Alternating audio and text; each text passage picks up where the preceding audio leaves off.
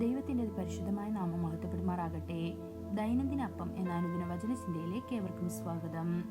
ഇന്ന് അവൻ്റെ സാന്നിധ്യവും വചനത്തെക്കുറിച്ചുള്ള ധ്യാനവും എന്ന വിഷയത്തെ ആസ്പദമാക്കി ചില കാര്യങ്ങളെ നമുക്ക് ചിന്തിക്കാം. അതിനാധാരമായ ഒരു വാക്യം വായിക്കാം. സങ്കീർത്തനം 46 അധ്യായം 10 വാക്യം. മിണ്ടാതിരുന്ന് ഞാൻ ദൈവമെന്ന് അറിഞ്ഞുകൊള്ളുവീൻ, ഞാൻ ജാതികളുടെ ഇടയിൽ ഉന്നതനാകും, ഞാൻ ഭൂമിയിൽ ഉന്നതനാകും. നാം നിശബ്ദമായിരുന്ന് കർത്താവിൻ്റെ വചനത്തെക്കുറിച്ച് ധ്യാനിക്കുമ്പോൾ ദൈവത്തിൻ്റെ സാന്നിധ്യം നമ്മുടെ ഹൃദയങ്ങളിലേക്ക് ഒഴുകുകയും സ്വർഗത്തിൽ നിന്നുള്ള ഒരു നദി പോലെ ദിവ്യ സമൃദ്ധിയാൽ നമ്മെ നിറയ്ക്കുകയും ചെയ്യും. നിങ്ങൾ വായിച്ച വാക്യങ്ങൾ ഓർമ്മിക്കുക, അവയെക്കുറിച്ച് ചിന്തിക്കുക, അവയുടെ അർത്ഥം പര്യവേഷണം ചെയ്യുക, അവയെക്കുറിച്ച് ആഴത്തിൽ ചിന്തിക്കുക. നിങ്ങൾ ഇത് ചെയ്യുമ്പോൾ നിങ്ങൾക്ക് ദൈവത്തിൻ്റെ സാന്നിധ്യം അനുഭവിക്കുക മാത്രമല്ല, മറ്റ് നിരവധി ആത്മീയ അനുഗ്രഹങ്ങളും ലഭിക്കും. ദൈവം യോശുവയെ ജനത്തെ നയിക്കാനും കാനാൻ കീഴടക്കാനും നിയോഗിച്ചപ്പോൾ യോശുവയ്ക്ക് ദൈവത്തിന്റെ സാന്നിധ്യം ആവശ്യമായിരുന്നു.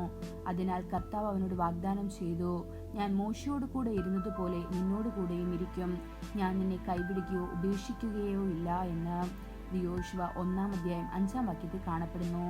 എന്നാൽ യോശുവയോട് പറഞ്ഞു, ഈ ന്യായപ്രമാണ പുസ്തകം എപ്പോഴും നിന്റെ അധരങ്ങളിൽ സൂക്ഷിക്കുക, അതിൽ എഴുതിയിരിക്കുന്നതെല്ലാം നീ ശ്രദ്ധിക്കേണ്ടതിന് രാവും പകലും അത് ധ്യാനിക്കുക, അപ്പോൾ നീ അഭിവൃദ്ധി പ്രാപിക്കുകയും വിജയിക്കുകയും ചെയ്യും.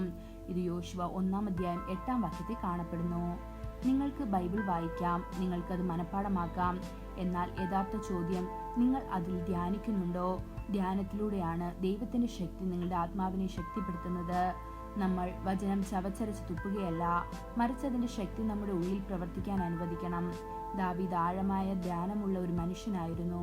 അതുകൊണ്ടാണ് അവൻ എഴുതിയത്, കർത്താവിന്റെ ന്യായപ്രമാണത്തിൽ ആനന്ദിക്കുകയും അവന്റെ ന്യായപ്രമാണത്തിൽ രാവും പകലും ധ്യാനിക്കുകയും ചെയ്യുന്ന മനുഷ്യൻ ഭാഗ്യവാൻ എന്ന്.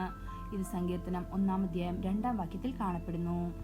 അവൻ അത് എഴുതുക മാത്രമല്ല ചെയ്തത്, അവൻ അത് ജീവിച്ചു.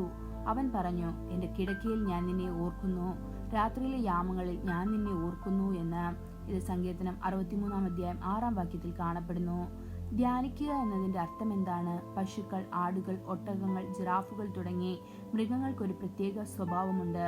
മേച്ചിൽപ്പുറങ്ങൾ കഴിഞ്ഞാൽ അവ ശാന്തമായ ഒരു സ്ഥലത്തേക്ക് പോയി കഴിച്ച ഭക്ഷണം പതുക്കെ ചവയ്ക്കുന്നു. ഈ അയവിറക്കൽ ക്രിസ്തീയ ധ്യാനവുമായി യോജിച്ച ഒരു താരതമ്യമാണ്.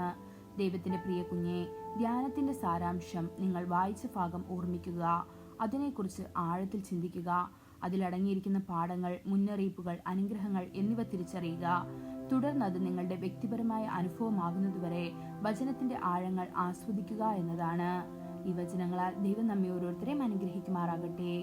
കൂടുതൽ ജ്ഞാനത്തിനുള്ള വാക്യം സങ്കീർത്തനം 19 അധ്യായം 14 വാക്യം. എന്റെ പാറയും എന്റെ വീണ്ടെടുപ്പുകാരനുമായ യഹോവേ, എന്റെ വായിലെ വാക്കുകളും എന്റെ ഹൃദയത്തിലെ ധ്യാനവും നിനക്ക് പ്രസാദകരമായിരിക്കുമാറാകട്ടെ. ഇന്നത്തെ ബൈബിൾ വായന രാവിലെ സങ്കീർത്തനങ്ങൾ 129, 130, 131 അധ്യായങ്ങൾ. വൈകുന്നേരം 1 കൊരിന്ത്യർ 11 അധ്യായം 1 മുതൽ 16 വരെയുള്ള വാക്യങ്ങൾ. ആമേൻ. വാക്യങ്ങൾ